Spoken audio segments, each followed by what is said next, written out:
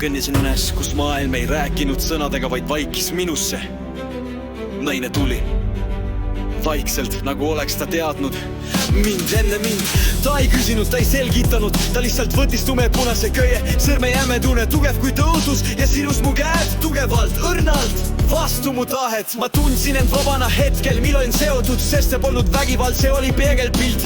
Minu enda sisemine hääl, kes ütles peatu, sa ei kuula veel piisavalt sügavalt. See nöör oli punasem kui veri, soojem kui mälu, tugevam kui kõik, mida olin püüdnud kontrollida. Ta ei karjunud, ei nõudnud, ta lihtsalt oli. Naine, kes sidus mind, oli võib-olla armastus ise või valu, mida olin vältinud, või tõde, mida olin kartnud kuulda. Ma tõmblesin mitte vastu temale, vaid vastu iseendale. Kuidas saab miski, mis näib aheldav, olla samal ajal äratav?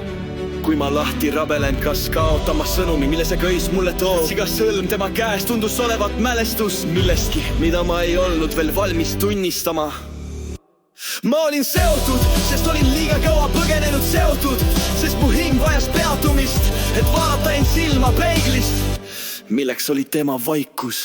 Naine vaatas mind, ta ei vabandanud, ta ei lahkunud, ta jäi, tema kohalolu ütles, ma olen osa sinust. Ma ei sidunud sind karistuseks, vaid et sa saaksid lõpuks tunda, mis sinus valutas, ja õppida seda hoidma õrnalt ilma hirmuta. Ja ma mõistsin, et köis polnud vangistus, see oli kutse võtta vastutus oma sisemise segaduse eest. Ma istusin vaikuses, käed seotud, süda lahti rabelenud, enam ei protestinud, lihtsalt vaatasin. Nägin, kuidas igas sõlmes oli mu enda lugu, liiga kaua vaigistatud karje, liiga tihti edasi lükatud tõdele ja äkki taipasin, et see köis oli armastus. Mitte see, mis silitab ja lubab kõike, vaid see, mis kutsub ärkama ka siis, kui ärkamine valutab. Naine ei öelnud midagi, aga ta silmad ütlesid.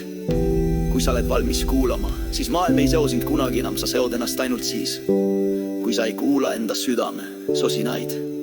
Siis ma hingasin sügavalt, tundsin, kuidas köis pehmenes, mitte see tõttu, et ta oleks selle lahti sõlminud, vaid see tõttu, et mu hirm lakkas vastu võitlemast.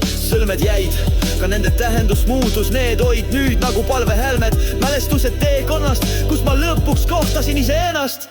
Ja kui ma lõpuks tõusin, käed veel seotud, aga süda vaba, siis ta naeratas ja ütles esimest korda. Sa ei vaja mind enam valvurina, sa oled endale ise teemine.